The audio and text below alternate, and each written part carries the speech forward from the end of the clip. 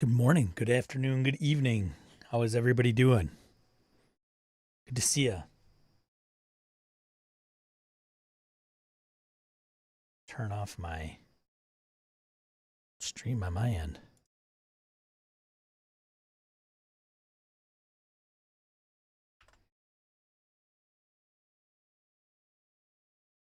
All right. How's everybody adapting to real life? Thanks for taking a break because y'all deserve it. Wherever you are.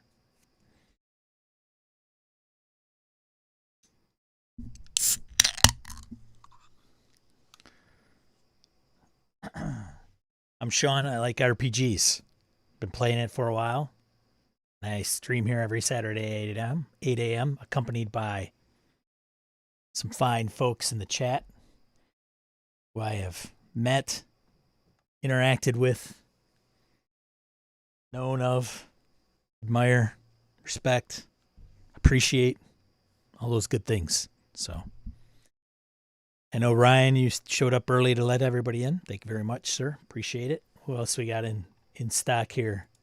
Zeal, good to see you. Morning. Harrigan, sending a message to the aliens. Maybe we could get some help from the aliens.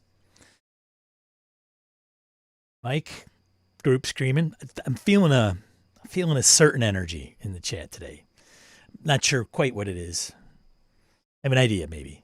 Hoos, morning. Shambot, morning. Tad, morning. Eileen, good morning. Eileen, joining us very early. Welcome. Good to see you. William, morning. Matt, morning. Wayne, morning. First level DM RPGs, good morning. Joe, morning. Joe's in Southern California. Look out. You gonna hook up with anybody in there in the chat in California? No, Joe's probably out there on work. Morning. Wayne.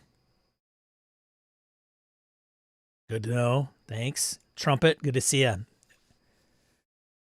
Thanks for the gifted membership. Congratulations, Michael, for receiving Trumpet's kind gesture there. Good to see you, Michael. Long time no talk. Trumpet says, I play RPGs. I'm trying to avoid real life. Amen.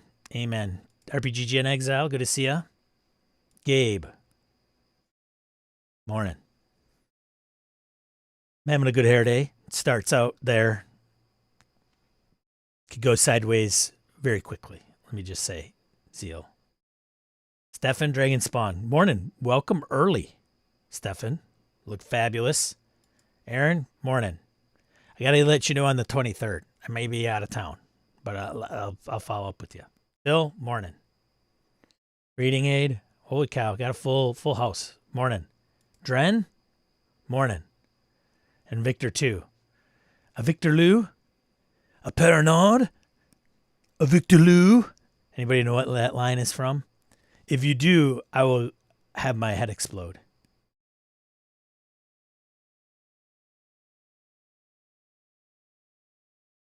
No time this trip. Maybe next time to meet up with people. Got it. Harrigan should be here for most of the stream, but I have an all-day board game day planned with old friends. Oh, that's good. What are you guys playing? Anyone you want to get to the table? I'm curious. Curious minds want to know. Stefan, thank you. Well, it's all right, Stefan. Full deck of jokers. If Sean were to be a superhero, he would be a speedster. I don't know about that. If you saw my svelte body, he would probably not think speedster. Speaking of speedster, I watched the Charlie Sheen documentary. I don't know. It's like a train wreck I couldn't peel myself away from. Anyways, not what a crazy life that guy. Let's get into some RPG stuff, huh? Let's talk about some RPG stuff. What should I talk about? I talked about I think we've mentioned convention games on here, but I was going through all the live streams and I couldn't find one that was solely dedicated to convention talk. It's probably been talked as like an offshoot, but figured why not talk about convention games?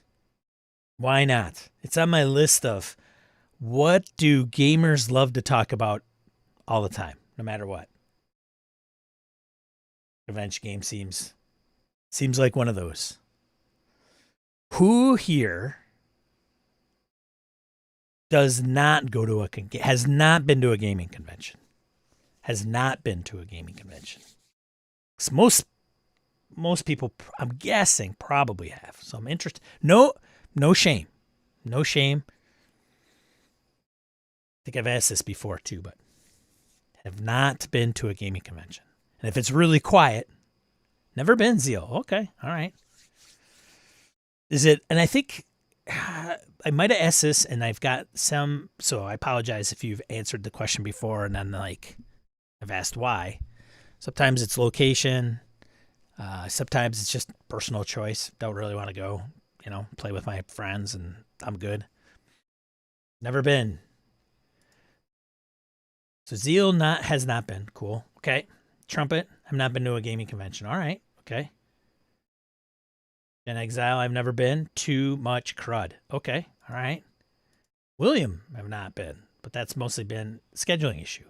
I'm curious if you haven't been, just a reason, if you would mind sharing. If you don't want to share, that's fine too. Anyhow, what number of people equals I think I've been to a convention. I don't know. Game day, I guess. Game day could be one. Like some people have game days. They invite 10 people over to the house. There was one right next door I would go. Okay. So it's more location, getting to, and they're expensive. Like, let's face it. It's expensive to go to a gaming convention regardless. I mean, especially if it's not in your backyard. Yeah. Too costly. Okay. Yep, for sure. I get it. Stefan, I remember attending Gen Con in 1989 and 90. I saw you there, Stefan, in Milwaukee. I was so young and naive. I think I saw you there. I was there in 87, I think. 87, 88. I think it was my first one. Didn't do anything. Like, amazingly, like, I don't know what to do. Let's hole ourselves up in the elevator. It's when I ran into Larry Elmore in the 80s in a hotel, like in the elevator. He walks in. Hey, how you guys doing? He's got, Southern drawl. I'm like, oh my God, that's Larry Elmore. My buddies get con crud every time they go. Well, yeah, that is a thing. Okay. All right. So that's fine. It's okay. So I apologize. This may alienate some folks, but I don't think so, because I think there'll be hopefully some points of discussion that don't have to apply to just a convention game. But thanks for sharing. Okay.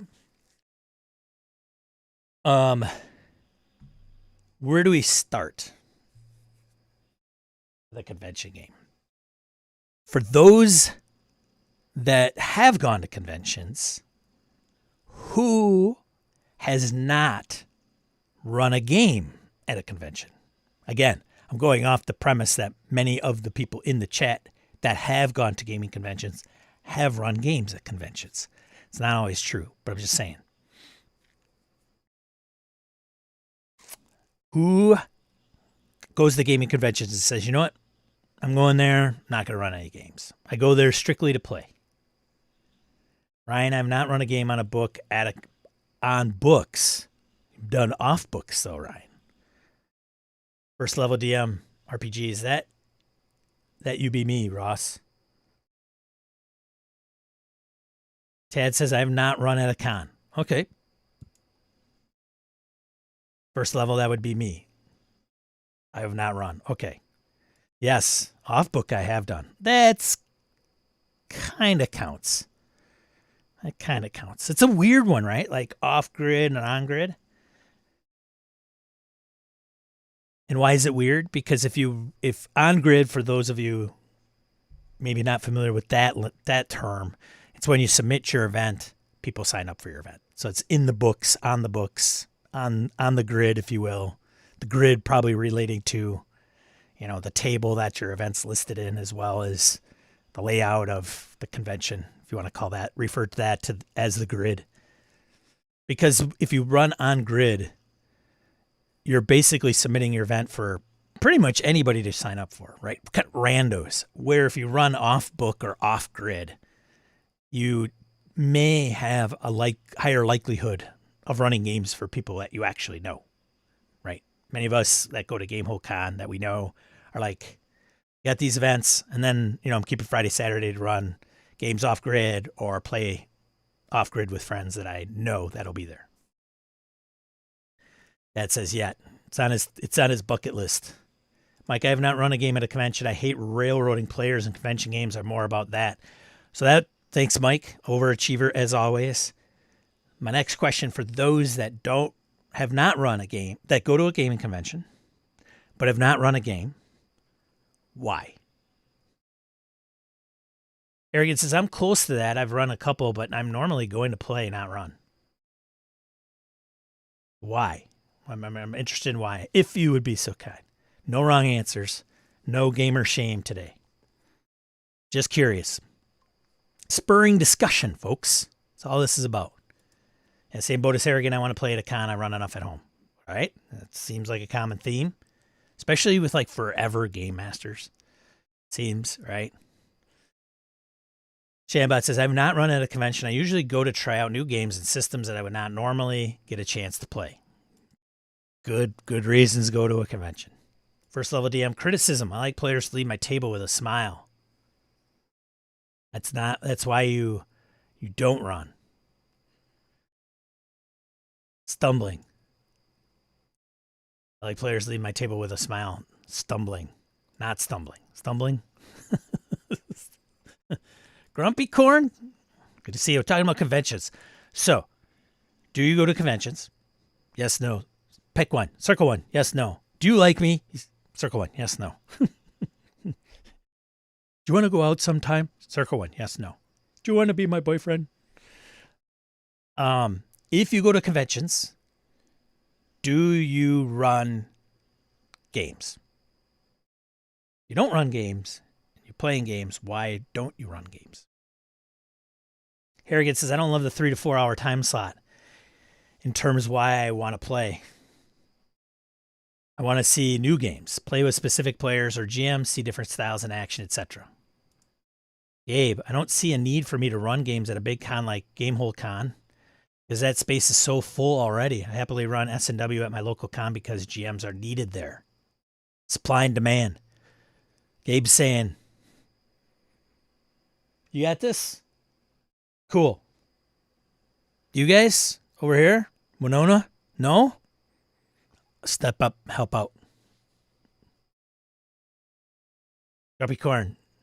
Do I like Sean? Yes. Do I go to conventions? Yes. Do I run games? Yes. Okay. Fantastic. There we go. You're caught up. Boom. Bang, bang, boom, boom. All right. I think everybody's answered that's probably answered because the chat's come to a lull. So convention game, why is it so unique? Specifically when it has to do with running on grid. If you're running games on grid, you've got, when we talk about games and RPGs, there's such a vast uniqueness of the spectrum of what all that means.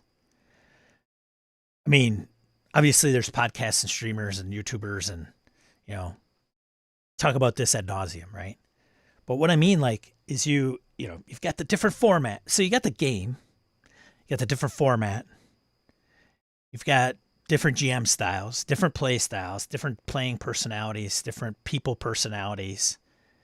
And it gets such a mishmash of stuff that goes into whatever you're playing and whatever you're running. And sometimes it's so straightforward, right? What are you playing? I'm playing D&D 5th edition with my home group once a week.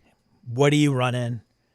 Homebrew, published campaign, like a published scenario, boom, bam. Like some of those questions and answers we hone in on very quickly and understand the dynamics typically, like at 100-foot view, right? with those questions and talking about our game, like the GMs in their game is the player talking about their character. Except I think other GMs find that more interesting. Right? We always make fun of the player that's like, let me tell you about my character. And we're all like, oh, great. Not that guy. Right.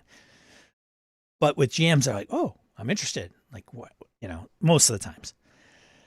Maybe compare notes. Why are you running that? How are you running it? What are you running into? What kind of issues? Podcast YouTubers, blah, blah, blah, streamers.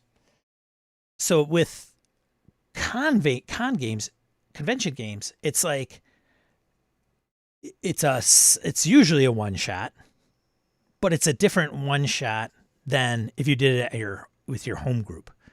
Why? Well, it's usually because if you're running on the grid, you're going to get probably people that you don't know, where you could run certain one shots for your home group. But I don't know if that's as common today, really. There are, for sure, yes, and everybody in the chat might be like, I run one shots all the time, Sean, and that's, everybody overwhelms me and like, okay. But most of the times, we're probably running a game for more than one session, for more than 4 hours at a time. And with that, depending on who you're running it for, you're probably setting up maybe a session 0. People that say, I don't believe in session 0. If you are saying, I want to run this game, and this is what this game is about, and I'd like to schedule a certain date and time, in this guy's book, that's a session 0. If it is a 60-second thing, it's like, in my humble opinion, I don't think you can't start a game without like bringing it up and saying, hey, is everybody on board? And like sort of pitching it if individuals aren't in the know about that game. That's just my opinion. Because we get weird people that are like, session 0 is so dumb. I don't understand it. No session 0, man. Roll up characters, let's go. Oh, great. Well, what's the rules for rolling up the characters if there's like 3 different methods of rolling up the abilities? Point buy? Is it point buy, array, 3d6 down the line? Huh? So anyways. Step down off my soapbox just for a second there. So with gaming conventions, or con games, if you will, not to be mistaken for our, the Sting or Leverage TV episodes. It's, it's a unique one because it's a one shot for randos. Let's say for randos for the most part. People that you might not know, but you'll have people at the game that you might know. I often get some of the folks in the chat that show up to my games. Harrigan's a frequent flyer for my table. I think he's probably the single individual that has shown up to the most amount of my convention games I've ever run at this point. But let's talk about what goes into what makes kind of a good convention game. Because it's also different because it is a one shot and you're playing with individuals. And this is for players as well. Like, I don't want to make this like a convention game when we talk about it. It's just not about the game master and what the game's about. It's also about the player and how you play. So if you're with a home group and you're playing even a one shot with your home group, or typically, let's admit it, it's maybe 2 or 3 sessions, maybe even 10, 20, 100, whatever. It's going on for 10 years. The way you play in that campaign is in that character is different than the con game.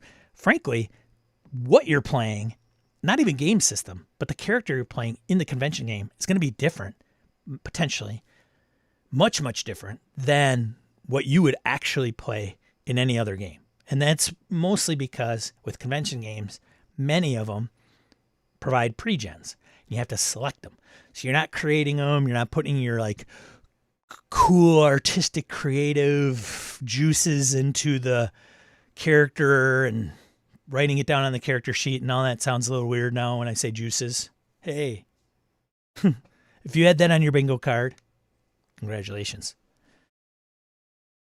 But there's also bad convention games. And then, so when we talk about con games, there's, oh, I had a really great convention game. And then when you talk to somebody else, they had, it was okay. Or it was really bad. And as a matter of fact, I left, And I think all of us know a bad convention game or any game when we're experiencing it. But there's ways to handle it. So I want to talk about some of those things, and I'm interested to hear your thoughts about that stuff. Let me get back to the chat, if you will. Great point, game. I see no real need to run on board at Gamehole Con, says Harrigan. In Colorado, I've started to run to fill out the indie or OSR slate. Another good example. So this year I'm going to Gamehole Con. I look at the grid and I'm like, man, they don't have any Delta Green games. One Delta Green game on an entire catalog. I'm like, that is a damn shame. I must step up and represent that game.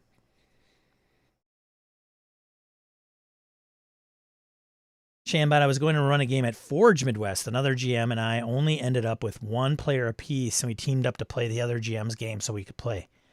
Which is also Forge Midwest, whole nother ball game. I don't know if Tim's going to show up, but he will definitely put me in check. Forge Midwest reminds me of the old camp format. If you're not familiar with camp, like Drupal, I think it's like Drupal camp, Java camp, whatever camp, right? Like it's a format of a single day, not Forge, but Forge goes a weekend. But the methodologies, you show up and at a certain time they muster and people can volunteer to run certain games and they put sticky notes or write it on a whiteboard. And if you're there, you say, yes, I want to play that game. Sean, oh yeah, Sean, you're interested in running that game? I'm in. I'm a player. You walk over to, it's like picking 6 dodgeball games, but the players are picking the teams, right? I don't know. What are you going to do? Analogies. So it's quite a bit different than some of the more traditional gaming conventions. So that's Shambot. I get it. Stefan, wait. I could be best friends with the Sean Kelly. Yes, you can. Yes, Stefan. Of course you can. So if I one day attend Gamehole Con, I could be your boyfriend. Sure, Stefan. Why not? Do you want to be my boyfriend? Hoos, I think the time pressure of the con game block helps sharpen overall GMing chops. Man, there are some game masters at conventions, if you've ever played in their game and it's a good experience, to Hoos's point, they understand the time block, they understand the scenario they're running, they understand the rules of the system. Like a good convention gamer, I think that's almost like, I don't know, Ninja Warrior for running a game, maybe. I don't know. Maybe that's a little strong, but Wayne agrees. Harrigan says, at the last Tacticon in Colorado, I met a GM who ran 8 different games. That's nuts. Dude is crazy, but I do think most of the games were low prep / emergent.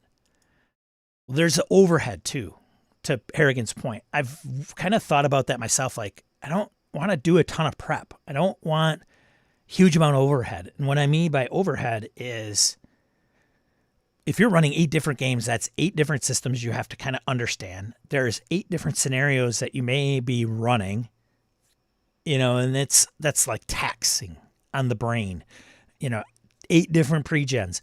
So if you go there and you run Fiasco, if you've never played Fiasco, it's GM-less. I haven't played the new one with the cards and things like that, but in the olden days of the first edition of Fiasco, there's D6s in the middle and half are one color and the other half are another. There's a tilt in the game. You're writing on 3x5 cards and you're basically building the game and playing it at the same time, or there's a phase and then you kick off the game. Those emergent games are much easier. If you were to run Microscope at a convention, the game master could sit back and relax. The deal is a LARP that Todd Crapper put together that I have, and it is like it's a poker game, and the cards of the poker game are prompts. They have prompts on the cards, and it is an interesting one because it has certain prompts that turns the poker game into basically a Tarantino poker game, right? And each person has like one prop, and then there's rules of like when you're touching the table, when you're not touching the table, right? So kind of like I'm not touching the table, therefore I'm out of character. When I'm touching the table or at the table, I'm in character, kind of thing. But GM prep, here's the rules. You know how this works. Great. Go. As a matter of fact, there's no GM. My nose itches. Anyways, playing in the con game will also help GMs hone their skills, 100%. Mike says, if I sit down for a convention game, I stay, no matter how bad it is, and thank the GM. Mike, you're just too much, man. I just do not select that game or GM again. Lesson learned, for sure. I get it. I don't know if I've ever walked away from a game. I'm like you, Mike. I have had to leave a game purposely because I got called away and it was a bad game. But I let the GM know even up front, like, hey, I'm kind of going through something here. So if I get a text message, I'm not trying to be rude. I just, and literally like whatever that text message says, I may literally have to bolt. I think one of my animals was sick. So they're like, hey, no problem, man. And then sure enough, get the text, I got to go. So I don't know if I've ever just, you know what, this is not my game. Or, hey, it's a break, and then people leave, and then they never come back. I mean, I know people who've done it that I know, and I don't know. That wouldn't be my style either, Mike. The opposite of what you mentioned. Ryan West, Temple of the Green Devils is designed for convention games, I think. It's set up for two groups to run through the same dungeon. They can't meet, but things do affect the other group. Interesting. First level DM, I was pissed to no Delta Green at GH. Been wanting to play. Yeah, that'll change. Bad con games are often still learning experiences that are still often takeaways, even if it's just a better understanding of what you like and don't like. Totally agree, Harrigan. We can learn from the things we like. What? Sideways? Oh my God, do I do that? Sweefer, good to see you. Sean and Stefan are going out. Also con games. Been to a con, running a con, bringing up Sweefer up to speed. Eileen, I run con games to pay it back to the MCG or Monty Cook Games community. I only run for them at Gen Con. I've never been a player there. I both GM and play at Gamehole Con because I like to try new games there. All right, fantastic. Yeah, something like that. No. Sweefer says, congratulations, Sean. I've always been afraid to run con games as the style I run is more sandbox-like and not sure I could stay within the time constraints without my group being railroaded. Yeah. It's a tricky one. And back on bad con games, to Harrigan, they make for great stories at the bar. That they indeed do. And they may last forever. Memories made forever. Wayne says, regarding time, a mistake I have made, and I have seen a lot of other con GMs make, forgetting they should cut events from the beginning or middle of an advantage, and therefore not getting to a satisfying end. Yeah. Never walked away from a game. That's good. That's the Elvish goodbye. Indeed, right? Not to be mistaken for the Irish goodbye. Hey-o. Laramie offered a break in which the players can walk away if they don't like it. Ha! He actually puts that out there. All right, so if you don't like this, here's a break. Don't come back. Stand up, I guess. Elvish goodbye is more skipping away than walking, says Ryan. Mike says, GMs at convention games are, I assume, doing their best. I do not know where they are in their GM journey, and just because I do not care for their style doesn't mean another person wouldn't be into it. Indeed. Can't say I've ever played in a bad con game. Must be luck. Yeah, I haven't played in a bad. I mean, I've played in games that are like, it wasn't great. Um, I played in a Star Wars, and I've brought this up before. I think it was last year or year before. I played in a Star Wars WEG game, and it was by Sparks. And if you're not familiar with Sparks, they've been around for decades, literally. Maybe 15 years, 20 years, I don't know. But they have their own kind of organized play. And one of their big organized play games is WEG D6 Star Wars. And when I say organized play, I'm talking like tracking character sheets. We're talking old style, Living Greyhawk, sheets of records that you keep track of every time you play a game somewhere. And they say they only run at con games. You can download their games, but they're only suited, supposedly, to be used at convention games, not home games. I was the only person, I think me and one other person out of like 6 were just not in that ecosystem. And with the players at the table, WEG D6 is a D6 dice pool. And usually I think there's, Gabe can correct me, I don't play it a ton. I have to get so many successes.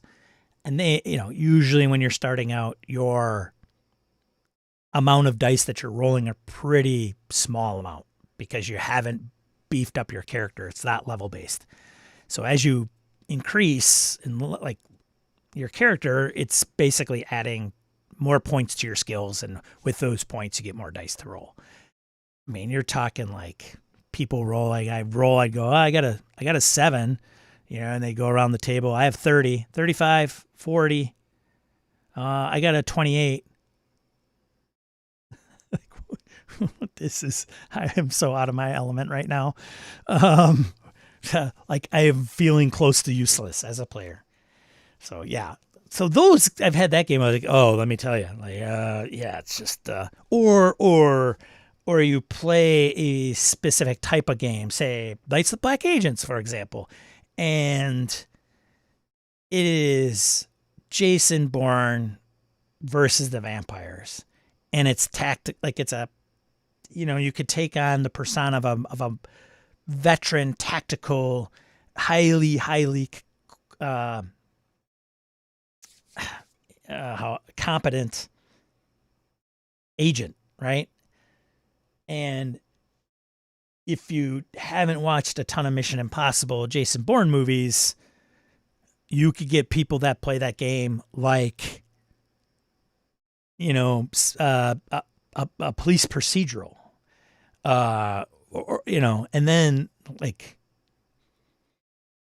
setting up the cool stuff like surveillance from a van with 10 monitors and Sneakers, the movie Surveillance, and things like that, and all the black ops stuff. And if somebody doesn't grok that, it's like, we could just do this. Like, you could. We don't have to all barge into a room. We should maybe surveil it so we don't all get our heads blown off. Shambot says, I would never walk away from a bad con game. I would stay till the end and give some constructive feedback. Ooh, if it's accepted, to help them. Well, I'm interested. How do you do that, Shambot? Do you go up and ask, hey, thanks for the game. You interested in feedback? Or if it's Sean, the game master, and he says, I appreciate all you playing. If you have any feedback, I'd be more than happy to, take it in to better my game. So it's warranted. And then you go over there and go, well, Sean, I'm Shambot. I just want to take you up on your offer to give you feedback. Because I'll tell you what, one thing people do not sometimes take very well is feedback. Some may even say constructive criticism. Criticism being the key word.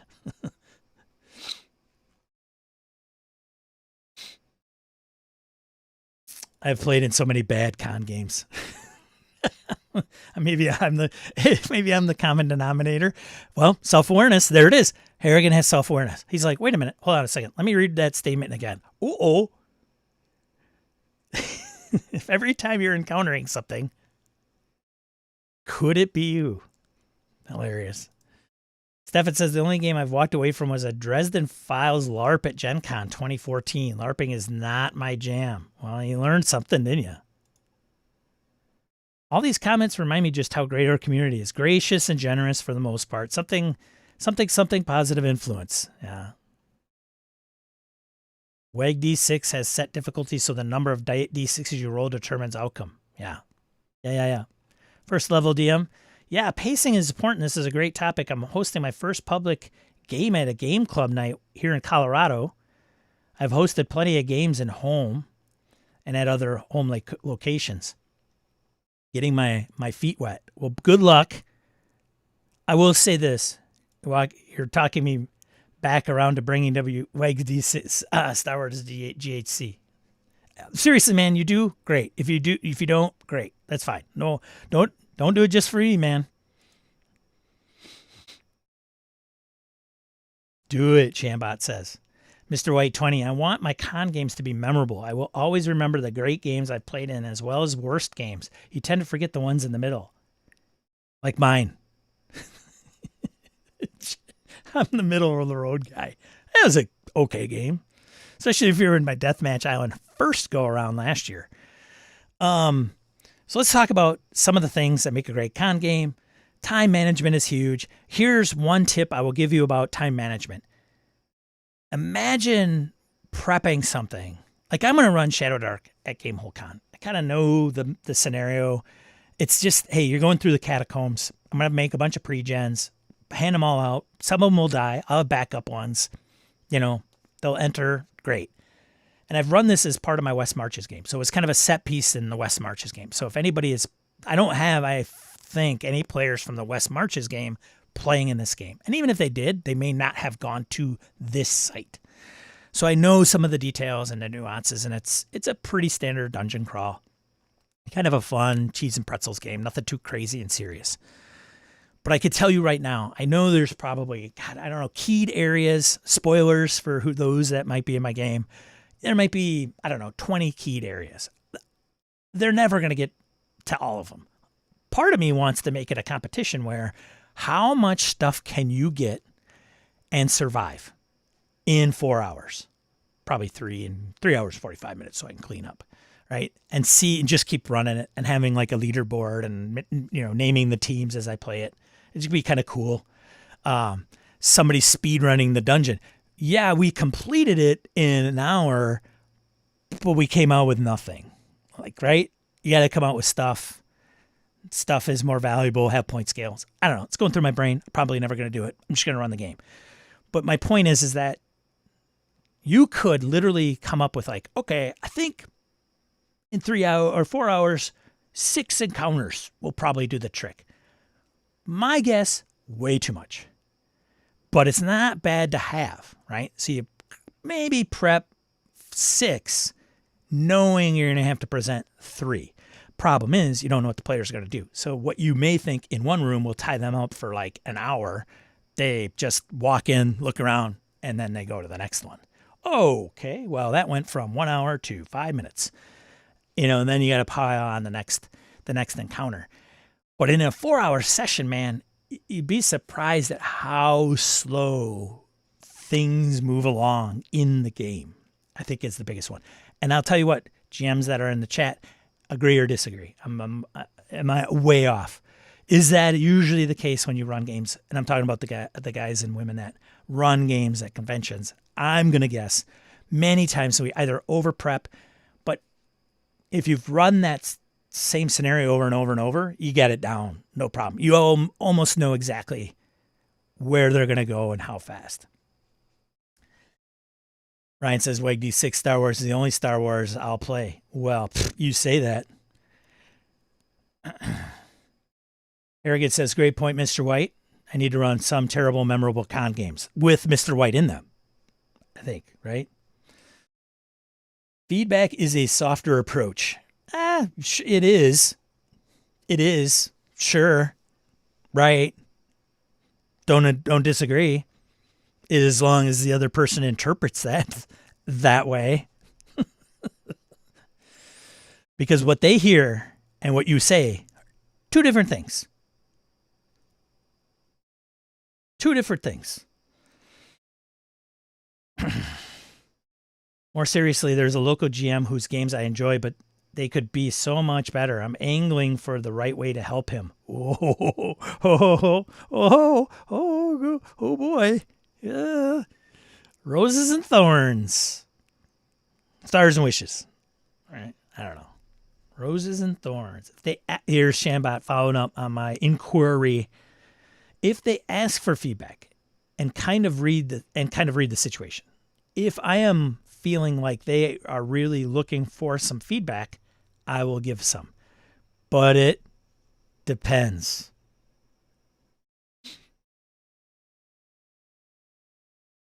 Like Hobbs, even if he said, hey, I'd be open to some feedback, I would be like, no. Because I know Hobbs. He's very sensitive. Even if he wants feedback, he would, he may weep and never come back to the hobby ever again. So, what's up, Hobbsy? Have you ever thought about, it's there. Ryan says, have you ever thought about trying this? Could work. Harrigan. That feels like constructively providing feedback. They don't ask for feedback and usually run right up to the limit. Yeah. It's a big problem with feedback. I got to go. My next game. Wayne says, first level DM. Have you checked out lazy DM tips? Generally good advice that can be used for many games, but sounds like you are doing the right thing. Nothing beats experience. I use a timer for time management. I have severe ADHD. I need it, and it works well for me. I set a 90-minute time for a break and a 90-minute timer after we resume. Feedback is the rarest and most prized gift, says Wayne. Those who know me know I am not shy about constructive criticism. But my comments can be pretty pointed sometimes, and I'm leery of that with this young game master. I'll find a way. Yeah, us thick skin guys, we could just whatever, dude.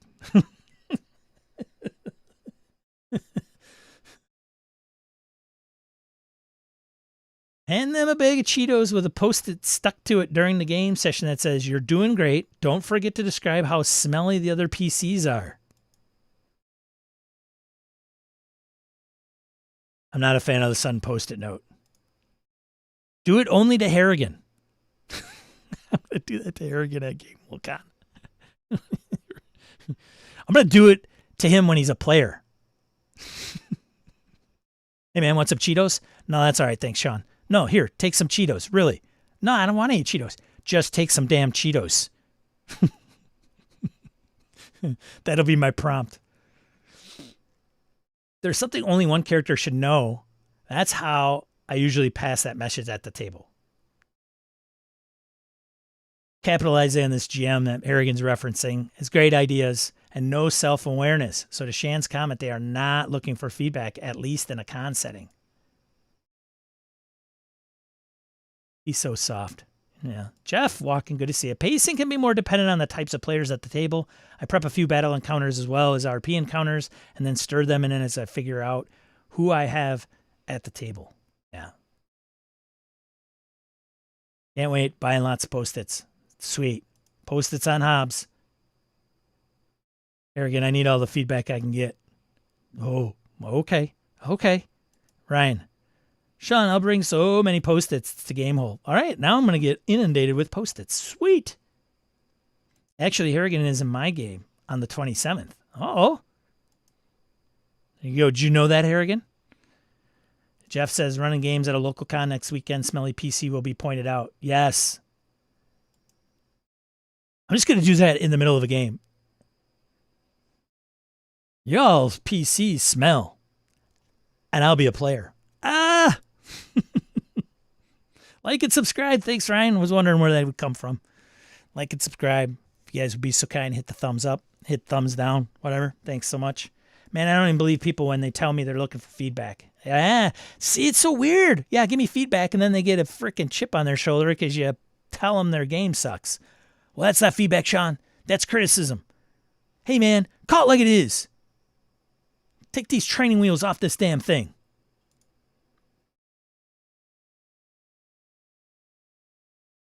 Mike says, I think if I were to run a game at a con, I might ask people what they are looking for from the game. That way I can deliver what they want, and at least that part of things could be sorted.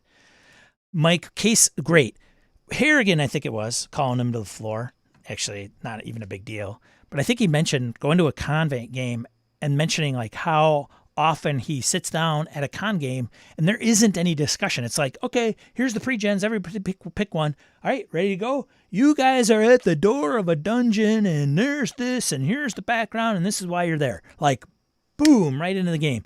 Which for some people are like, yes, awesome. Let's get to the action, whatever. You know, whatever it's, if it's in media res, whatever, right? But, you know, what is wrong with saying, hey, thanks for coming. Thanks for signing up for my game. Appreciate it, right? Like, nobody had to. These guys came to play my game. Awesome. Thanks for wanting to, you know, playing in my game. Appreciate it.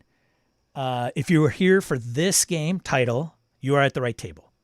Because I have had people show up at the wrong table. Haha. And when I say that, they're like, oops, hold on. They look at their ticket. I'm supposed to be one table over. Sorry. No problem. Bye. You'd be surprised. I've had that happen. Has anybody played this game? It's, you know, this rule set. Anybody played this game? Survey of the table. Got it? Nobody? Great. Yes, you? Awesome. How many times? 1 million. Great.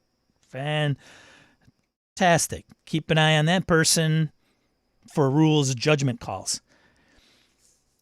Now, this is kind of what the game, and this is how I run it.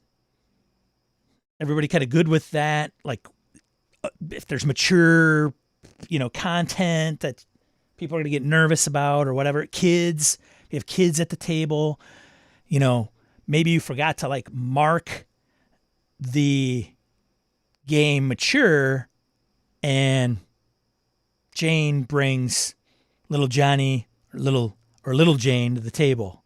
Uh-oh. Got to tone it back, be conscious of that. But even adults, man, if you're like a big F-bomb dropper, because that's how you talk, might not go over very well with everybody. Even adults will get a little turned off by that. But even just kind of saying to Mike's point, like, hey, what are you looking for in this game? What are you looking for in this game? What are you looking for in this game? You kind of make a mental note to kind of hit those triggers as you go. And they'll appreciate it. I mean, I don't know, right? The time management piece is a big deal. I think it's also understanding what's like as a good game master really, really, really understands what's going on at the table. And I think that con games with game masters that may come up short with that is where you start getting into mediocre games. Maybe they come up short as far as like running a great game. And I'll elaborate just a bit. We can get so into who's playing what character, what powers and skills they have, because frankly, some of those players may not even know the game. So you kind of have like, this is where the magic user is going to shine. Who's playing the magic user? Oh, they're not doing the magic user thing. And this would be the magic user's time to shine. Hey, you know, you might have something on your sheet that could maybe be beneficial. Or, hey, come here a second. Hey, you know, you might want to be able to, there might be something on your sheet as a resource that you could use. Like maybe that item you picked up in the last room. Oh, yeah. Okay. Oh, yeah. Come back, play, you know.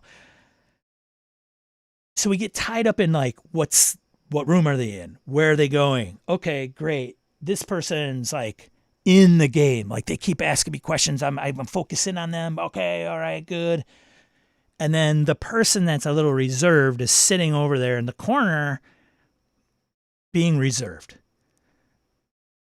But we don't we kind of brush over them because they're, kind of going around. Okay, it's your initiative, your turn. All right, I attack. Okay, great. Let's not go on to the next one. And then, and they, person gets up all excited and thespian, and, we might sometimes refer to some of them as spotlight hogs and things like that. But what I'm saying is, you've got the scenario, you've got the characters, you got the players playing the characters, you got the dice rolls and the rules and all this stuff. But like, what is going on at the table? Like, who is looking at you? Who's engaged? Who's checking out and looking at their phone, texting somebody, and like, who is taking too much of the spotlight? Who's injecting way too much? Who is like who's not? And then, going around, right? Shadowdark has an initiative system outside of combat. Like, everybody rolls, and it's like, whoop, this is the way it goes. And sometimes we'll lose it because we're stuck in like, oh, it's 6 players, but these 4 are really playing the game. And these other 2 may not even be reserved. They're just getting run over roughshod, right?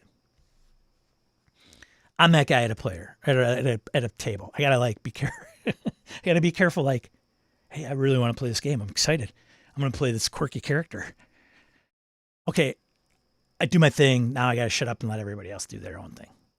And as players, we got to also be conscious of that, not just game masters. So if you're the person that loves to get in there in a Carl Kiesler game and blow stuff up and, take on the quirky character and really shine, and you're the big role player, just got to be conscious of the other people at the table as well. Like, okay, I'm going to be quiet now.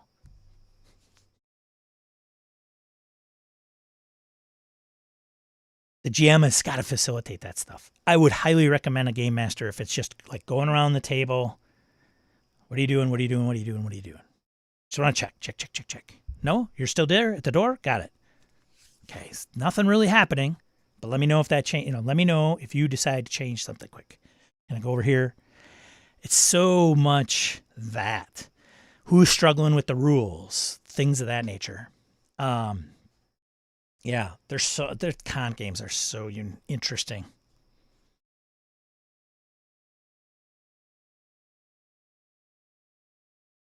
But I think if you are, what I'm saying is, if you are consciously aware outside of kind of the game of what is happening and the chemistry amongst the players, who, every single player may not even know each other at all. I mean, how many times can you get in an elevator with complete randos and facilitate a social thing like this? Because a con game is a 4-hour elevator ride, in my opinion, right? Might as well make the best of it. You're all stuck here at the table. It's an elevator ride with an escape hatch that somebody could take if they want to make the effort. I think I got to wrap this up. What else should we talk about con games quick before we sign off? If you are a GM and you are nervous about running a convention game, totally get it. If you have the opportunity, it's such a learning experience from you can learn so much from yourself. If you hey, I don't want to run a game, that's cool. I want to be in cruise mode and be a player, whatever. You can learn so much by playing at convention games. Say you're the GM many times, but you want to play. You can learn a lot from just playing in those games and looking at GMs that run good or bad or mediocre games at conventions.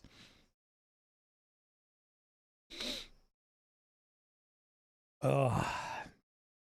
Jeff says Sean's right. One of the most important skills a GM should work on is reading the table, for sure. It's a big one. Because I think if you knew, because it's not going to be verbal. It sometimes will, but sometimes it's not. Sometimes it's non-verbal communication. Doodling.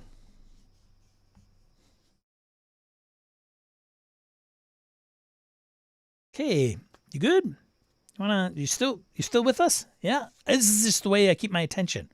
I doodle so I can hone in on what you're saying. Okay, cool. Just want to make sure. Pride rating PG-13R, NC-17 players should get it. Yeah, that's a good one. Asked about the player experience and saying, hey, don't be a creep. We're all responsible for each other's funds here. Yeah. Let them know there will be a break. Bring the table tents for names. Table tents, yes. Oh, so underrated, dudes and girls, men, ladies, gentlemen. Bring table tents. Like it is 3x5 cards. Fold them in half. Character name. Class. Like, who are you playing? What are you playing? Huh? Who's the thief? What skills do you have? And make sure they're visible. I'm a little down on 3x5 cards. They're so small. Get like big 8.5 by 11 freaking card stock, man. Do that in half. Put the stuff on there. That's a big one. It's just me. It's just me, though. I keep a stack of oversized index cards for table tents on my GM bag along with markers and pencils. Yeah, the GM go bag, if you will. Is he saying all the bad things Hoos does? Hey, shots fired. Experience too many GMs who have zero awareness. That's the big one. I really think that's the one. If anything a game master can do is just be aware. Somebody's like kind of getting fidgety, like, gotta go to the bathroom? Gonna do the pee-pee dance? Let's take a break. Everybody need a break? I need a break. Obs with knives out. Yeah.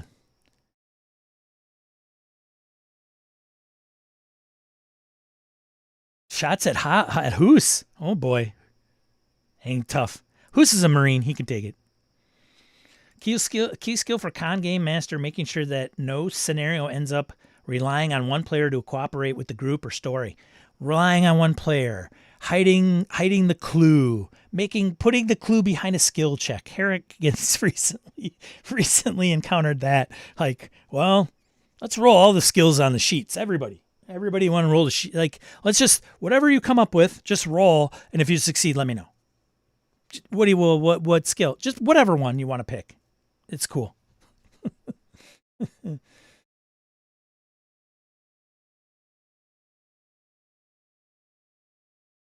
Perhaps new con GM should limit table size for first games. Not a bad piece of advice, Hoos. Don't do the 6-person table. Do 2 to 4. Especially, it depends on the game you're running, right?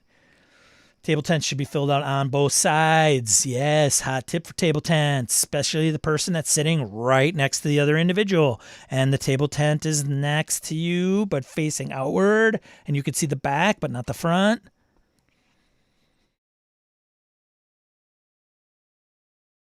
It's a good idea for custom table tents.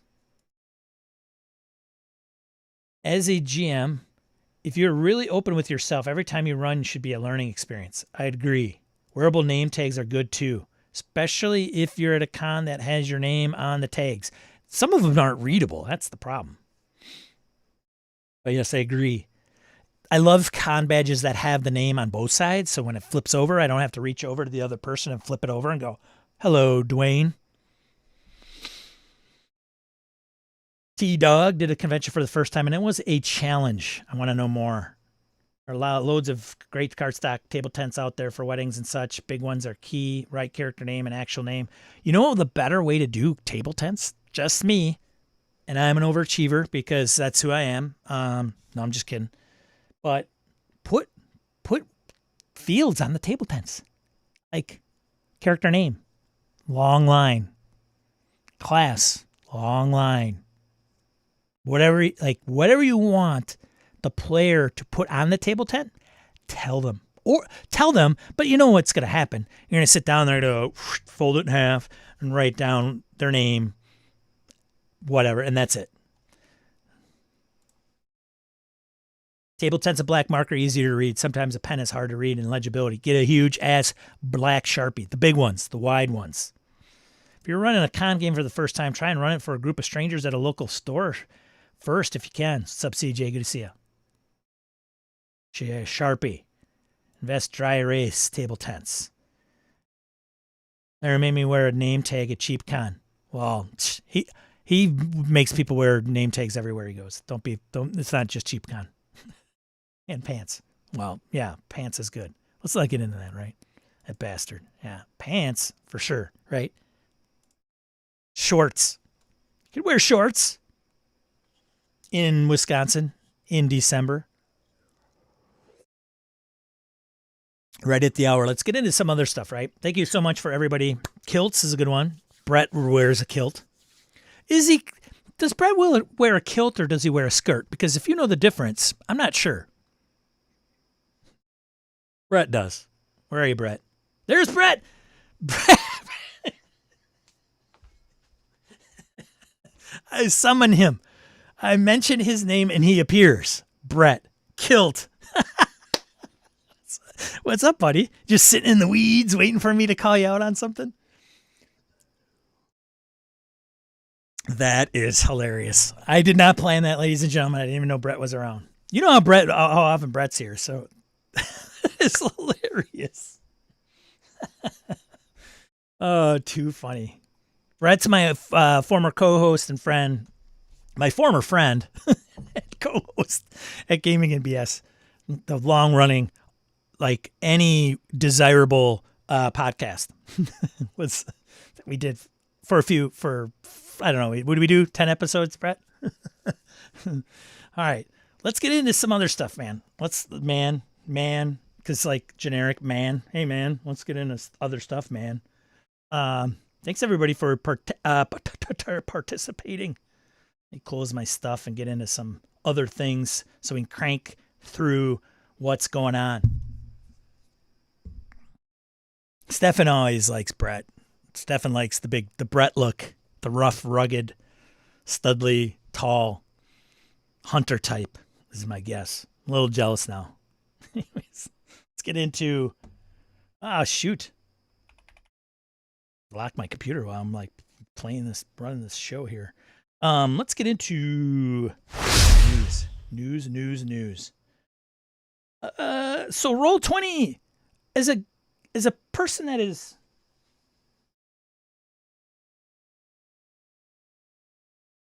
I forgot something. As a person that is in this space professionally, I found this kind of interesting. So Roll20 is hiring, in case you didn't know.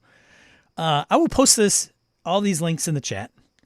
But this is a Google Doc. So yeah, a company that runs a virtual tabletop and has a website, mind you, posts their careers in a Google Doc. Man, come on. Like, some of us, dude, this hobby, I tell you, I just can't. I can't. I'm not even sure what to say other than, come on, seriously. And then if you find one of these, right? Like, Demi-Plane CSS digital styling contractor. Oh, I'll sign up for that. Or, yeah, I'll click on that. I'm interested in that job. Oh, it links me to a Google form. Oh, of course. What a great applicant tracking system. I mean, dude, it's like, come on. Take one of your goofy developers and put a thing on your website. Seriously. Positive force, Sean. Man, I can't. I can't with this. I just can't. Yeah, Grumpy Corn.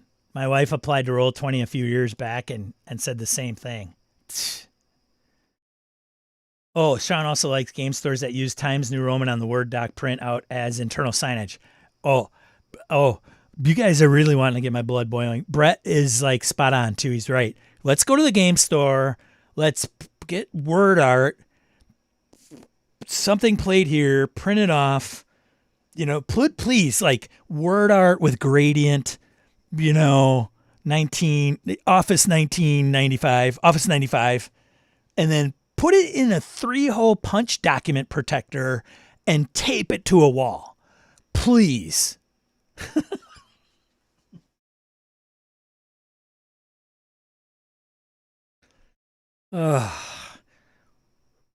Okay. So anyways, if you're interested in applying to Roll20, they're hiring. There you go. That's the lesson here. Next. DragonCon. I don't know if you saw this. The world is what it is on Geek Native. DragonCon ejects artists with police escort over AI art allegations. Yeah. okay, maybe not allowed. Sure. I think the Artist Alley is a cornerstone of conventions like DragonCon, providing virtual marketplace for independent creators to connect with fans and sell their work. The presence of AI-generated art often trade on the work of human artists without their consent is seen by many as an existential threat to their livelihood. Totally get it. Yes, absolutely. Ask them to leave. Have a vetting process. Like, I don't know. Cheering from onlookers just wasn't celebratory. For many, it was a sigh of relief. The creative community has grown increasingly frustrated. Yada, yada, yada. We just need more strife, I think. It's just, I can't believe we didn't egg them. Tar, feather, like, yes, Dragon Con should have vetted that and probably not admitted them to the convention. Because somebody found out that they use AI, and they hopefully could have used that knowledge ahead of time to not allow the person to be there. There you go. I don't know. So, and Brett says, so it's alleged he did this, and that was good enough to call the cops to eject him? I guess. I don't know. The decisive action in the Artist Alley suggests this philosophy, blah, blah, blah. At the time, Dragon co-owner Dave Cody explained the decision. We recognize the AI is a new tool. I don't know. It doesn't really say, like, how everything came to that point. But maybe the police were there to protect them. I don't know. So, yeah. I thought it was interesting as it is. Next, study finds flipping the tables. Study finds 1 in 4 players experience real romance from in-game relationships. Hey, come on.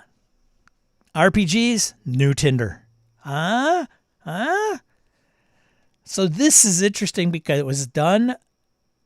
Research conducted by the professional game master platform Start Playing. Which is pretty, like, I would say probably the biggest pay-to-play professional GMDM website that's probably out there. Surveyed 1,000 regular TTRPG players in the U.S. It found that more than 1 in 4, 28%, said all in-game romance led to genuine attraction outside of the game. So, looking for love in all the right places. Looking for love. Yeah. So if you are a gamer looking for love, Start Playing's where it's at. Just hope the GM's running something, a little something social where a relationship can blossom. Starting to get into the creep zone. I'm going to stop. Next one. I don't know what this is all about. Some guy said, hey man, can you bring this up on your stream? I said, all right, fine, whatever. I'll email you an invoice for paid placement, ad placement. Brett started a new podcast. Before I did. That's why he's here. I wonder if Sean will mention that. I asked him to. I'm going to see. So if you're not familiar with Brett, go listen to 400 episodes of Gaming and BS. You'll get a better idea of who he is and what he's about. He, during the show, had a long time campaign, a campaign setting called The Streets of Avalon. He had run for years and years and years. It's very urban centric, his own creation. And he teamed up with Encoded Designs at the time. They ran a successful Kickstarter and came out with the Streets of Avalon setting book for 5th edition. And I'm sure you can get it out there still, even if it's PDF. And so he has teamed up with Chris Nizek, again, who kind of spearheaded that effort on that, getting the book together and working with Brett. And now they are doing a podcast called Under the Lamplight. You can file it. Did I put the link in there yet? Put this in there. You're getting in on the ground level. So go and check that out. It's talking about the setting and some of those details. I'm still working through episode 1 myself. So anything you'd like to add, Brett, go ahead and do that in in the chat. So there you go. Yeah. Best, wish nothing but the best for Brett and Chris as they venture into the under the lamplight.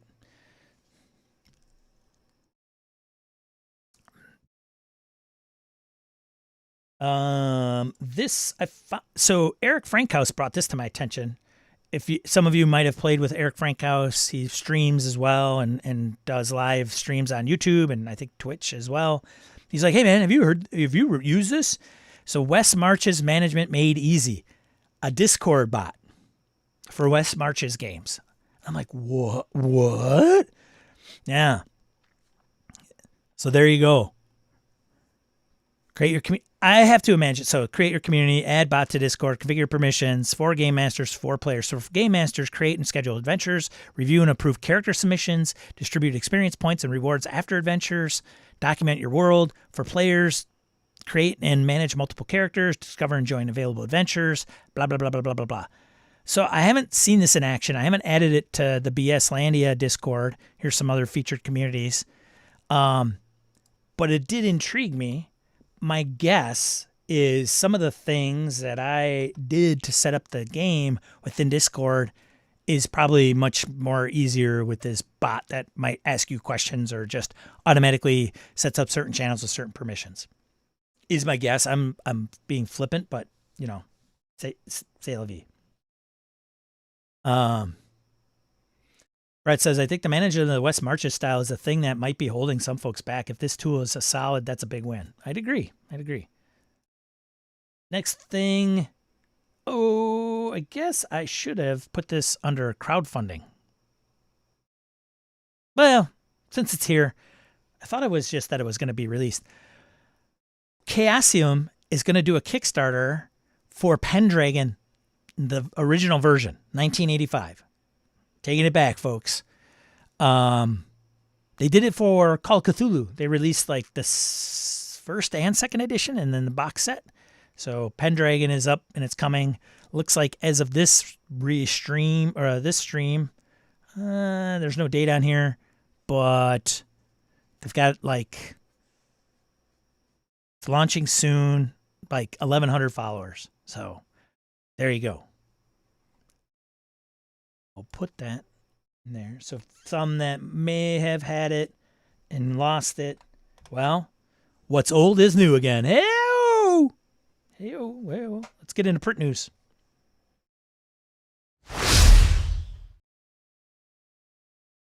Actually, where are my bundles at? I'm missing something. Dude! I know I have a bundle. Let's back it up. Back it up, man. Let's do bundles. Dude. No, I have one. I don't know why it's not coming up on Riffs. Because I wanted to bring it up. Riffs is a bundle. Like 1, 2, 3, 4 Riffs bundles. I mean, would you expect any less? Seriously? Riffs isn't just going to be one bundle. It's got to have 4. It's got Riffs, Coalition Wars, Riffs, Land and Sea. It's got Riffs, Worlds 1. It's got Riffs, Worlds 2, and Riffs, Core Mega. I probably counted wrong. It's got 5 bundles. It's 5 bundles, Sean. Can't you count? Oh, come on, Sean. It's 5, dude. Duh. All right, so if you go there you go. Get your riffs on. I think that's all I had for bundles. I know it is. I remembered that. Now let's get into print. Dirty monkeys. This is sexy book time. Chaosium unveils new collector's edition of Call of Cthulhu books. I thought they had some that were out there already. I think they had the Keeper's Guide in the special edition, but they might have re-released it and redid the cover for that as well. But if use the new Call of Cthulhu Collector's Editions like the one for Mass of Nyarlathotep. So a whole new suite to include Pulp Cthulhu, Grand Grimoire of Cthulhu Mythos Magic, and the epic Mass of Nyarlathotep. Cool. Pretty cool, I would say. That's why it's not the core books, because I think they have those already in this style. So, yeah. Why am I missing one? I cannot count today. Why are there 4 books? There's the 3. One of those. Oh, Mass are two books. That's why. So it's a 2-book collection, which I should have known because I've dealt with Mass. Probably should have linked to Chaosium, but nonetheless, thought it was kind of cool. Other things coming out that are out that you can buy now that are probably coming off the crowdfunding circuit, if you will. Welcome to Night Vale, RPG Deluxe by Renegade Game Studios. Essence 20. Role-playing system. $100.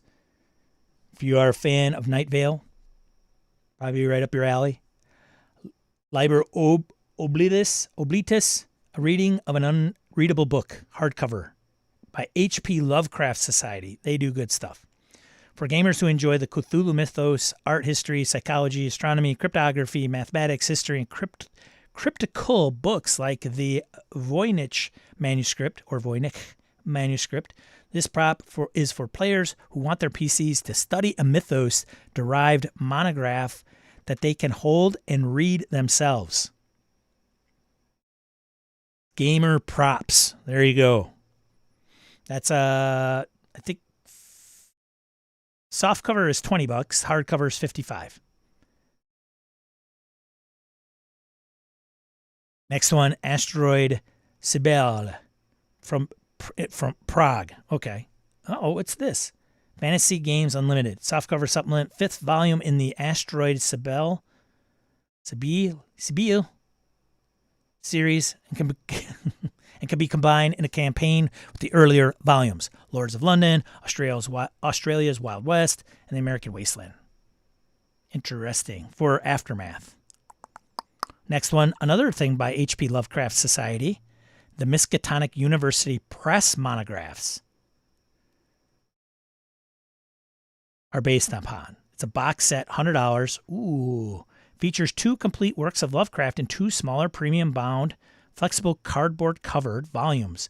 An all new larger sized reader's guide to the important short stories and custom in-world collectible ephemera, all presented in a 3D sculpted case. Presented in an in-world portfolio are a student course book, Orn library card, stickers featuring academic seal, an embroidered patch, a leather bookmark, and a Miskatonic University diploma with custom stencil for filling in your name.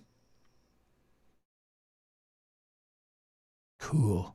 Next, Imaria Tactical Map Book for the world of Imaria for D&D. Another one's Horrors of the Secret War for Achtung Cthulhu 2D20. Over 75 new animals, creatures, monsters, and entities, demons, and gods.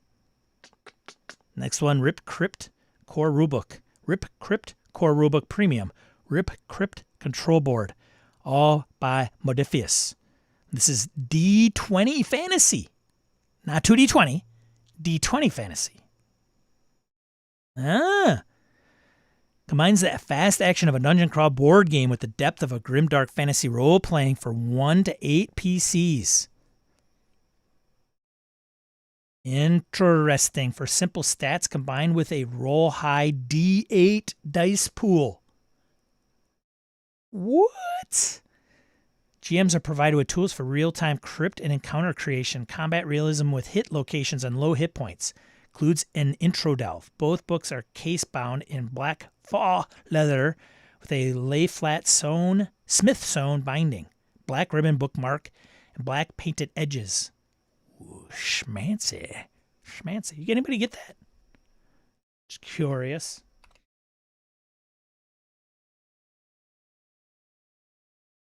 I think that's it for print.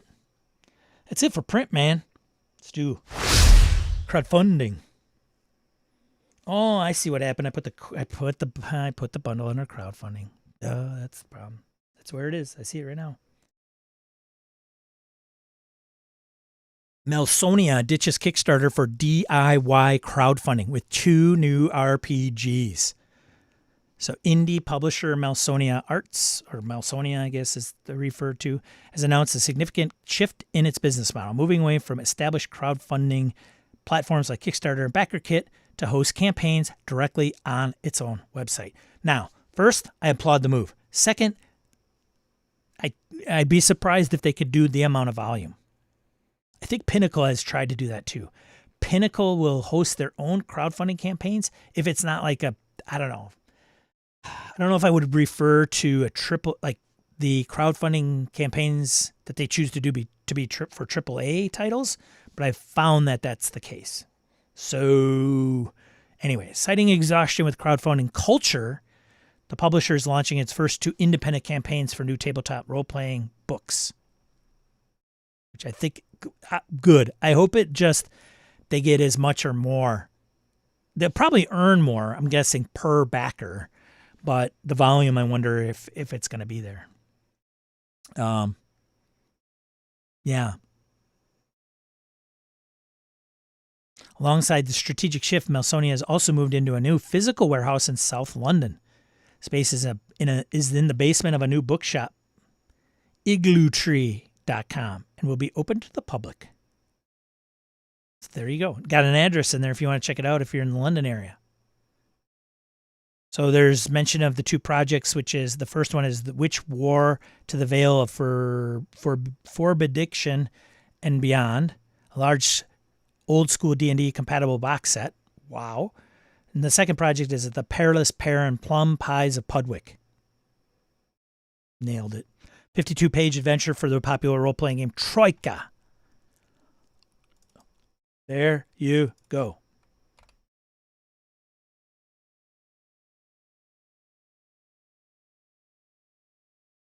Going in the end world, wrapping things up. First one, Cipher. Faster, easier, and even better. Faster, easier, better. On the BackerKit, Money's crowdfunding platform of choice. Most popular pledge is $2.79. You know, all the things. So there you go. It's wrapping up on the 26th, looks like. A little over a week from now. Was it crushing? Eileen knows it's crushing. $1 gazillion. 646 smackaroos. 646,000 smackaroos. 3,600 backers. There you go. Shadowrun Anarchy 2.0. I used to have Anarchy 1.0. Never played it. What? People are like, what? Shadowrun? Sean, you don't like Shadowrun. Well, I bought it. I don't know why. Maybe I'd play it. So there you go. €30 for the PDF of the core rulebook. If you like Shadowrun but want rules light, Anarchy's the way to go. €202,000. Next one, a Raptor Ruckus RPG from Snapback Game Studios and Creature Curation on Kickstarter. It's funded $76,000. You get little dinosaur miniatures, man. You love dinosaurs? Nope. The Adventures from Jurassic Park style world and Merc Borg rules? This project awaits. Zach Goins, Director of Marketing for Limithron, which makes Pirate Borg. Is it Pirate Borg or is it Pirate Borg? It's funded. Next one, Zaru, the Pan-African fantasy role-playing game from Malombo Thelia the Third on Kickstarter. Original system funded $69,000. Book offers a steampunk fantasy ttrpg inspired by Africa's rich history and culture. Steampunk setting envisions rifles, magic, submersible canoes, eldritch leviathans, and a world in need of healing from the scars of war. Game utilizes a D6 system, grit, soul, and more to achieve your character's goals. 300-page core rulebook. Ooh, that's big. Good to see it funded. Monster Kingdoms from Onyx Path.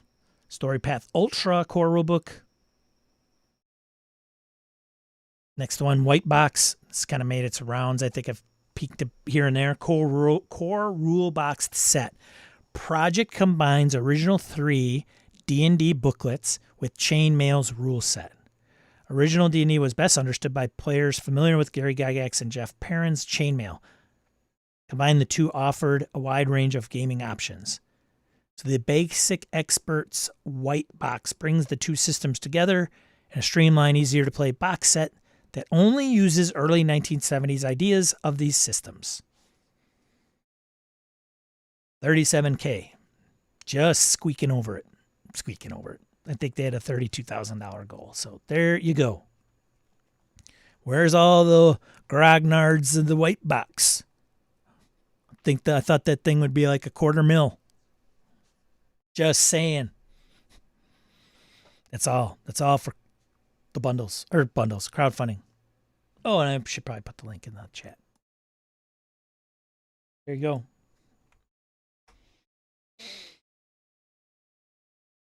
Thanks, everybody, for joining me. That wraps up today's stream. I really appreciate it. Thank you to all these fine individuals for backing me every month at Patreon. Thank you very, very much.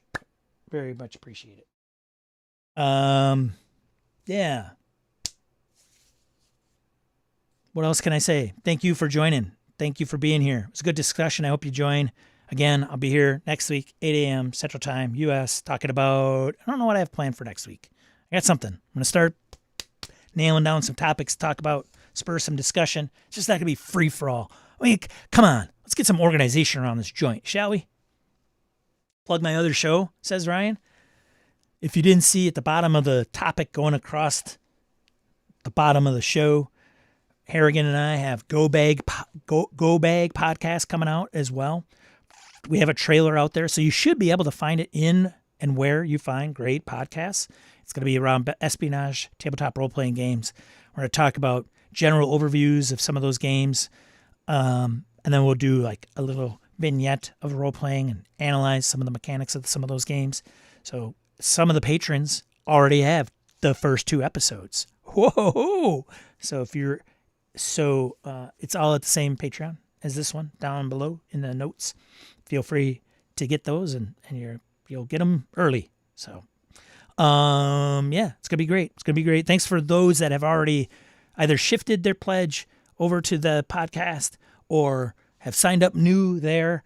For those that are supporting this show right over here, you will get the podcast early. My fear about kind of intermixing kind of the 2 levels, like the podcast and the YouTube channel, is that some people may not want to get updates about Go Bag and vice versa. But for lack of, so some questions may be, well, should I move my pledge over to support Go Bag?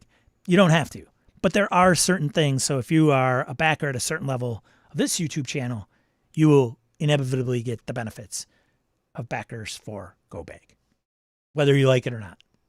And if I find out that I'm getting overwhelmingly, I don't want to do that, I just want to support this, then I'll figure it out.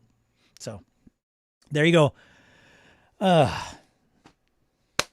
just want to thank everybody for checking it out. It's coming. First episode drops in less than a week. September 17th, 2025. Coming to a podcatcher near you. First episode 1. I'll tell you all about it. So excited.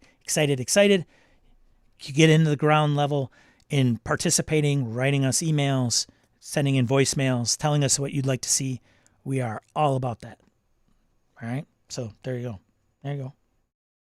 Otherwise, check this out over here if you'd be so inclined, and I will let you all go. See you on the next one.